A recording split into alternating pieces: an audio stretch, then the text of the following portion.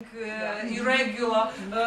We are talking about right adults.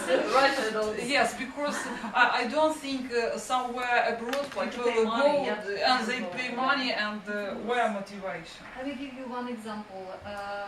My friend, she was a teacher at one business center, let's say, a firm, and those learners, they actually were motivated. They wanted to learn English, but they didn't pay.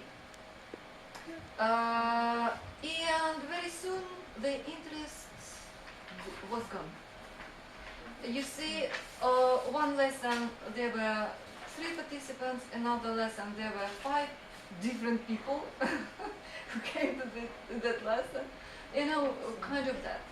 And they wanted, but then their enthusiasm somehow disappeared. But it's a problem of what they expect, their expectations. Because when we deal with adults, we may think as about children, as about young learners, and what are their expectations? Maybe we don't satisfy them. Well, I think that's also what the video pointed out to us, was just basically when you teach adults, you have to clearly define the expectations and get input back from them and know your learner more than you would need to know a child. You know, you have to know where they're working, what are they doing, what are their interests, all of this kind of stuff, because it's all on experience.